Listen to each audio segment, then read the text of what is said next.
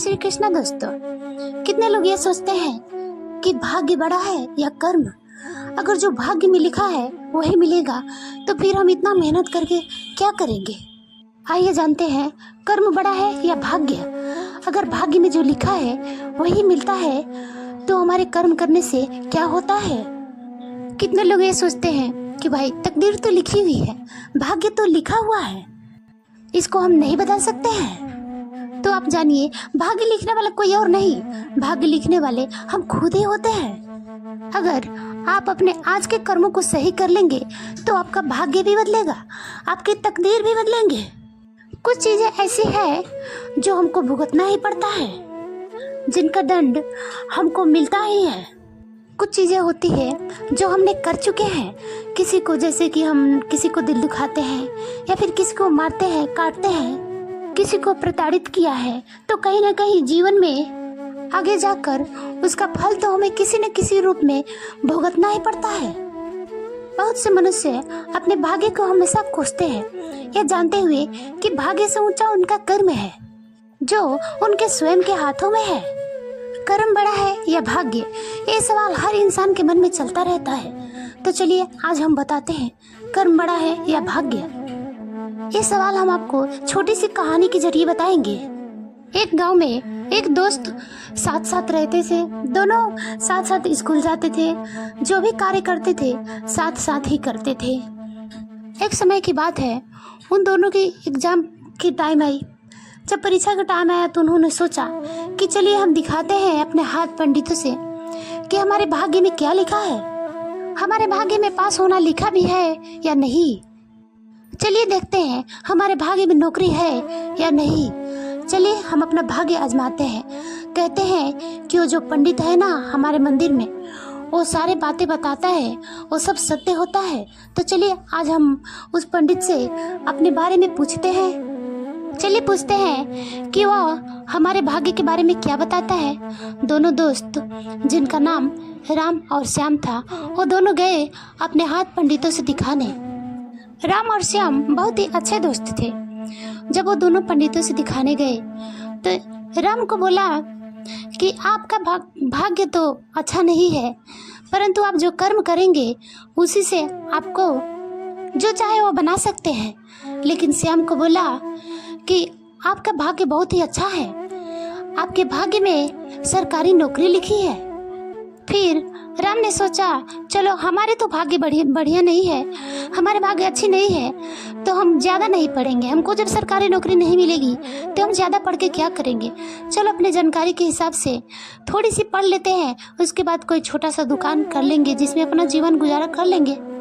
और श्याम सोचा कि हमारा तो भाग्य में सरकारी नौकरी है तो हम पढ़ेंगे, क्योंकि हमको सरकारी नौकरी पाना है। तो वह पढ़ने लगा। श्याम पढ़ाई तो करता था लेकिन उतना मन से नहीं पढ़ता था, क्योंकि उसको पता था कि हमारे भाग्य में तो सरकारी नौकरी है, तो हम ज़्यादा पढ़कर क्या करेंगे, थोड़ी सी भी मेहनत करेंगे तो हमारे भाग्य में लिखा है सो मिलेगा ही। और इधर राम सोचता था कि हमारे तो जो कर्म करेंगे वही मिलेगा, हमारे तो भाग्य में कुछ है नहीं, तो हम अपने दुकान को ही अच्छे से चलाएंगे। इसीलिए श्याम अपने दुकानी में छोटा सा दुकान डाला, वो भी किराना का, उसी में अच्छे से काम करता था और वह दुकान कर रहा था। अच्छी सी बिजनेस उसकी चल रही थी और इधर राम दिन प्रतिदिन प्रगति करने लगा।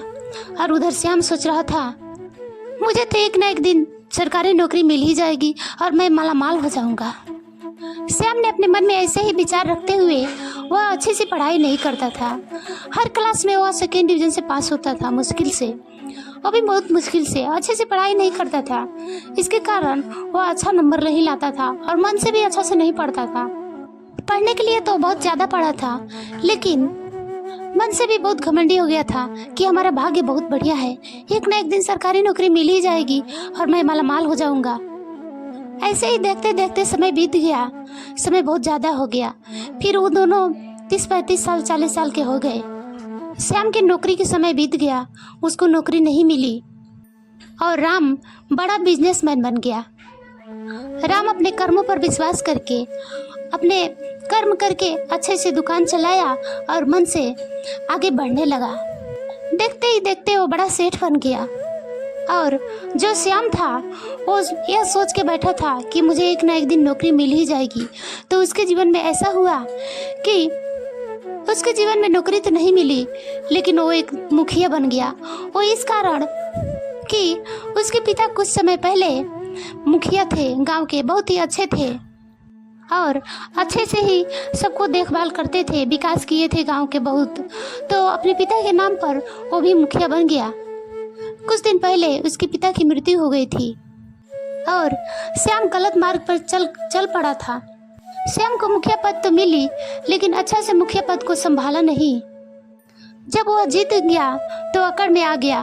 वो बहुत बड़ा बड़ा सपना दिखने लगा। कोई विकास का काम नहीं किया, किसी का भी भला नहीं किया। जो भी पैसा मिलता था सब हड़प लेता था। 5 साल बाद फिर से चुनाव का समय आया तो श्याम फिर चुनाव हार गया, क्योंकि उसने अच्छी से मुखिया नहीं संभाली थी। एक दिन की बात है, वह दोनों दोस्त इकट्ठा हुए और सोच रहे थे। तो आपस में बातें की कि हम दोनों ने अपने अपने भाग्य दिखाए थे उस पंडित से। तो वह पंडित बोला था कि हमारा भाग्य बहुत बढ़िया है, तो हम आज भिखारी के हाल में हैं, और तुम्हें बोला था कि तुम्हें सरकारी नौकरी नहीं मिलेगी, तुम्हारे भाग्य अच्छा नहीं है, तो तुम आज सेठ बन गए। चलो आज पंडित से पूछते हैं कि हम लोग को ऐसा क्यों बोला। हमारे भाग्य में तो सरकारी नौकरी बोला था और मुझे सरकारी नौकरी मिली ही नहीं, और तुम्हें बोला था कि तुम्हारे भाग्य अच्छी नहीं है, तो तुम एक सेठ बन गए। श्याम ने दारू के नशे में धुंध गया पंडित के पास। वहाँ पे पंडित को गाली देने लगा। बहुत सारे लोग इकट्ठा हो गए और पूछने लगे, क्या बात है, क्यों गाली दे रहे हो, क्यों हल्ला कर रहे हो। उसके दोस्त राम भी उसके पीछे पीछे आया, फिर वो भी बताया उसको। सारे बीते हुए बाद राम ने बताए तो पंडित ने बोला, मैंने तो सच ही कहा था, और मैंने जैसे बोला वैसे ही हुआ तुम लोग की जिंदगी में। तो जो श्याम था वो बोला, आप बोले थे कि मेरे जिंदगी में नौकरी मिलेगी, तो मुझे तो नौकरी मिली ही नहीं, और इसको बोले थे कि इसका भाग्य ठीक नहीं है, तो इसको आज यह सेठ बन गया, आज यह राजा की तरह जीवन व्यतीत करता है, और मैं एक भिखारी बन गया। पंडित ने दोनों को बैठाकर समझाया, मैंने सत्य ही कहा था कि तुम अपने कर्मों से जो चाहे वो प्राप्त कर सकते हो। तुम्हारे भाग्य तो अच्छी नहीं है, लेकिन कर्मों से जो चाहे वो प्राप्त कर सकते हो। और मैंने श्याम को बोला था कि तुम्हारे भाग्य अच्छे हैं, तुम एक सरकारी नौकरी मिलेगा तुम्हें, तो ठीक वैसा ही तो हुआ। तो फिर गुस्सा हो गया श्याम, बोला कहाँ मुझे सरकारी नौकरी मिली। तो इतने में पंडित जी बोले, तुम्हारे जिंदगी में क्या क्या हुआ। श्याम ने अपने जिंदगी की सारी घटना सुनाई कि मेरे साथ ऐसा ऐसा हुआ, और मुझे सरकारी नौकरी तो नहीं मिली, लेकिन मैं 5 साल तक मुखिया के पद में था और इस साल हार गया। तो पंडित जी बताए, अगर तुम अच्छे से पढ़े होते, अच्छे से कर्म किए होते, तो तुम्हारे भाग्य में जो लिखा था वो तुम्हें अवश्य ही मिलता, तुम्हें उच्च पद का प्राप्त होता। लेकिन तुम तो अपना कर्म ही छोड़ दिए। तुमने सोचा कि मेरे भाग्य में तो सरकारी नौकरी है, तो मैं क्या करूँगा, मैं तो कुछ भी नहीं कर सकता हूँ। मैं अगर कुछ ना भी करूँगा तो भी मुझे सरकारी नौकरी मिलनी ही है, और मिला भी तो तुम उसकी कदर नहीं किए। फिर से श्याम गुस्सा हो गया और बोलने लगा, मुझे सरकारी नौकरी कहाँ मिली। फिर पंडित बोला, तुम 5 साल तक मुखिया नहीं बने थे, अगर मुखिया ही अच्छे से संभालते तो फिर इस साल भी लोग आपको वोट देते। ना तुम अच्छे से पढ़ाई किए और ना ही मुखिया पद मिलने पर अच्छे से उसको संभाले। तुम्हारे भाग्य में लिखा था सरकारी नौकरी, वो भी तुम्हारे बुरे कर्मों के कारण 5 साल में बदल गया, और जब मिला भी तो तुम अपने दारू के नशे में धुंध होकर उसको भी अपने घमंड के कारण बर्बाद कर दिया। जब तुम्हारे चरित्र ही अच्छे नहीं रहेंगे तो तुम्हें लोग कैसे वोट देंगे। जब तुम किसी के साथ भला नहीं करोगे तो लोग तुम्हें कैसे वोट देंगे। अगर हम अपने अच्छे कर्म रखते हैं तो जो हमारे भाग्य में होता है वो मुझे अवश्य मिलता है। अगर हम अपने भाग्य के भरोसे बुरे कर्म करते हैं तो जो हमारे भाग्य में भी लिखी हो वो भी नहीं मिलता है। तुम्हें अपने पिता के अपमान के कारण तुम्हारा जो भाग्य में लिखा था वो भी नहीं मिला। तुम अपने पिता का बात भी नहीं मानते थे, अपने पिता का कहा भी नहीं करते थे, उनका सेवा भी नहीं किया, और जब तुम्हें सरकारी नौकरी मिली भी, तुम्हें मुखिया पद मिला भी, तो उसको भी अच्छे से नहीं संभाले और ना ही किसी का भला किया, ना गांव का विकास किया, तो तुम्हें कैसे वोट देंगे लोग। और राम अच्छे कर्म करता था, अपने कर्मों पर विश्वास करके अच्छे से कर्म किया, सभी के साथ अच्छे से पेश आया, तो इसके भाग्य में तो नहीं लिखा था, लेकिन ये अपने कर्मों के कारण अपना प्रगति किया। आज यह बड़ा सेठ बन गया। मैंने सही तो कहा था, इंसान जो चाहे अपने कर्मों से प्राप्त कर सकता है। भाग्य के भरोसे बैठने से कुछ नहीं होता है। हमारे भाग्य में वही मिलता है जो हम अपने कर्मों से लिखते हैं। दोस्तों, आपको इस कहानी से क्या सीख मिली है, मुझे जरूर बताना। हमारे कर्म ही जीवन में भाग्य का निर्माण करता है। जो हमारा वर्तमान का कार्य है वह भविष्य में हमारा भाग्य बनता है। और जो आप कर्म करते हैं, इन कर्मों से शुभ और अशुभ तरंगे पैदा होती है। जीवन में शुभता भी आती है और अशुभता भी आती है। यह तरंगे इकट्ठा होकर जीवन को प्रभावित करती है। जब आप शुभ कर्म करते हैं तो शुभ तरंगे इकट्ठा होती है, जीवन में इसके शुभ फल मिलते हैं।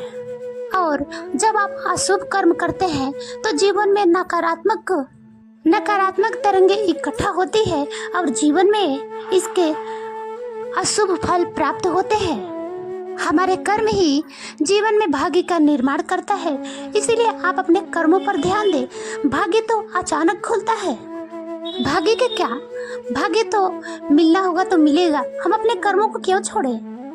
नमस्ते दोस्तों, अगर आपको इस वीडियो से भाग्य और कर्मों में अंतर मिलेगा तो मुझे कमेंट में अवश्य बताना।